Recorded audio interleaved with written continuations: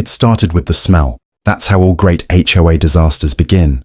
Not with a bang, but with a stench that creeps up your nose and tells you something's horribly wrong. It was early morning, mid-June.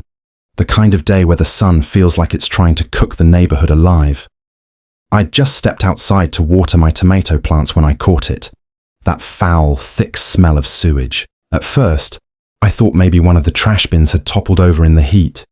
But as I walked closer to my fence line, I realized it wasn't trash. It was something underground. I followed the scent like some suburban detective, squinting toward the drainage ditch behind my property. That's when I noticed it. Muddy water bubbling up from the ground. And not just anywhere. Directly along the back edge of my yard.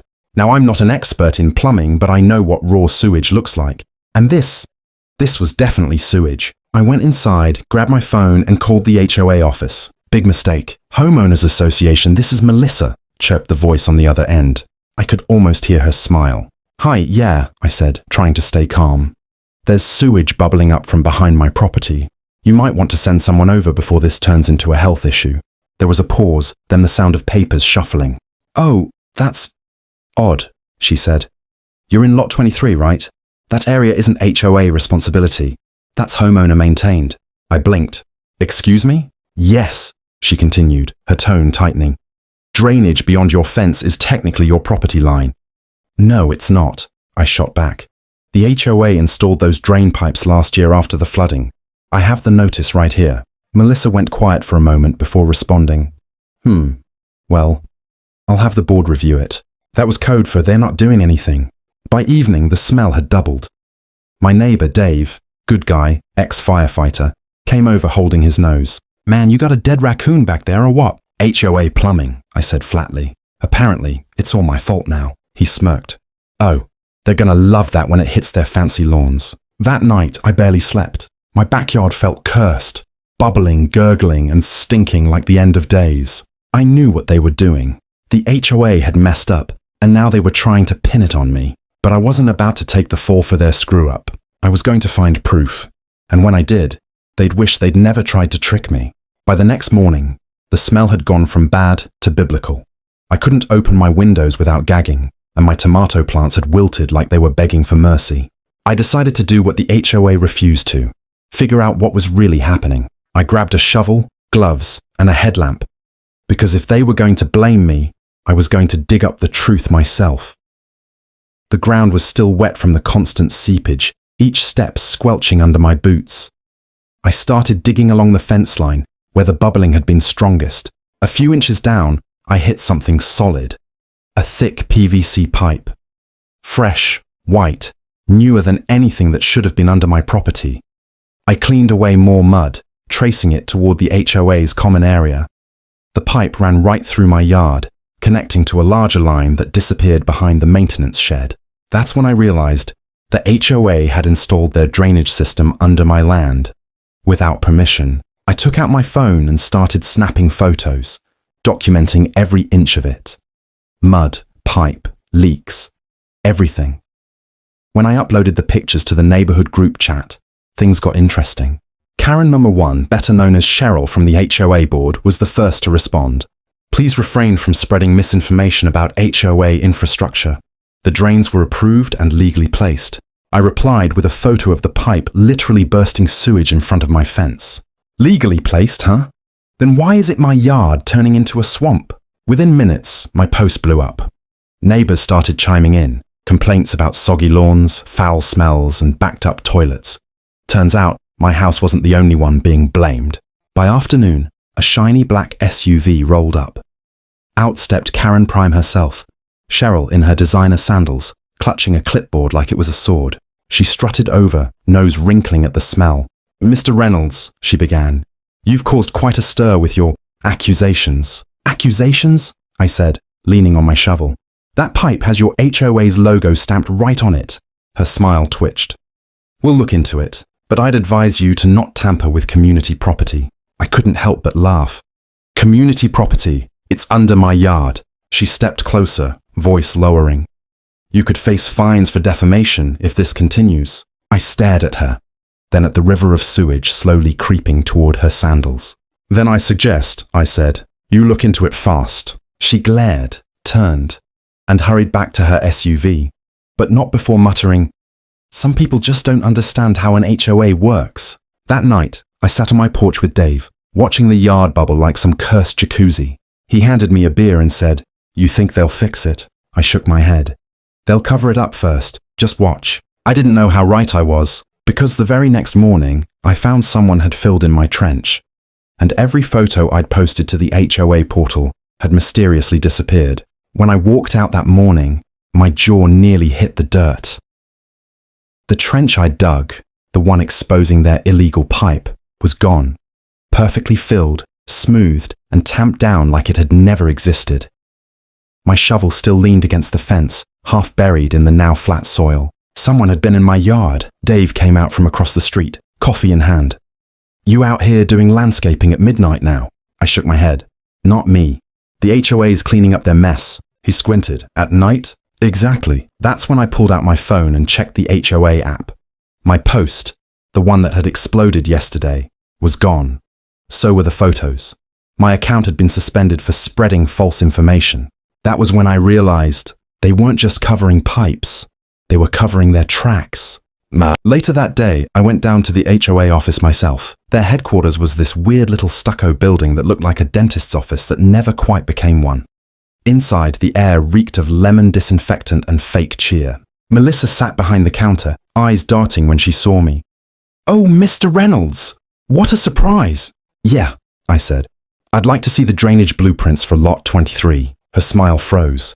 "We, don't usually share that information with homeowners." "Funny," I said. "You didn't ask before digging under my property." Before she could answer, Cheryl, Karen Prime, appeared from her office, heels clicking like warning shots. "Mr. Reynolds," she said sharply, "if this is about your recent post, we've already handled the matter."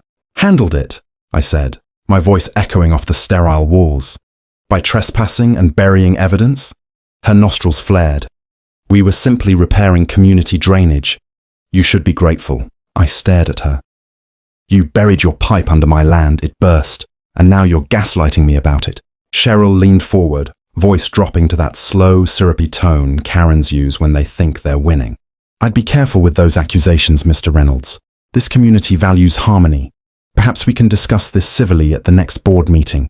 I smirked. "Oh, I'll be there. And so will the county inspector."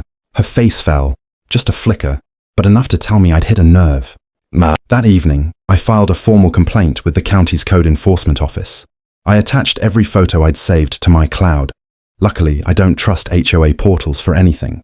3 days later, a white utility truck rolled in, county logo gleaming on the side. 2 inspectors got out, hard hats on, clipboards ready. They started taking soil samples, measurements, and, within minutes, found the buried PVC network under multiple backyards. Dave leaned on my fence, grinning. "You weren't kidding." "Nope," I said, "and it's about to get messy." Cheryl came storming down the sidewalk, heels stabbing the pavement. "What is the meaning of this?" she snapped at the inspectors. One of them, a gruff guy with a mustache, didn't even look up. "Ma'am, these pipes aren't permitted. They're illegally connected to the municipal sewer." Her face turned pale. "That's impossible." The inspector pointed toward my yard. "Then maybe you can explain why the overflow starts right there." The look on her face was pure gold. Shock, fury, and denial all melting together like a wax mask in the sun. And that's when I noticed it, a slow dark pool forming near her feet. The ground was starting to bubble again. The bubbling started small, just a few air pockets pushing through the mud. Then the ground groaned like something alive underneath it. Cheryl froze mid-sentence, glancing down just in time to see the earth split open. A thick, greyish stream of sewage gushed out across the lawn, flooding over the grass, swirling around her sandals. She screamed, a piercing, almost cinematic kind of scream, as she stumbled backward, splashing through the mess. One of the inspectors jumped aside, boots soaked, muttering, "Well, there's your problem." I couldn't help it. I laughed, loudly, because after weeks of denials, fines, and fake smiles, the HOA had finally dug its own grave and filled it with sewage. Within minutes, it was chaos. Neighbours poured out of their houses, covering their noses, phones up, recording everything. The smell was horrific. Thick, choking, unmistakable. Streams of brown water poured down the sidewalks, seeping into the HOA's pristine flower beds. Melissa ran out from the office holding a stack of papers that immediately slipped from her hands and fluttered into the muck. "Cheryl!" she cried. "What do we do? What do we do?" Cheryl shouted, voice cracking. "Call maintenance! Call someone!" The inspector just shook his head. "Maintenance can't fix this, ma'am. You've got a full system breach.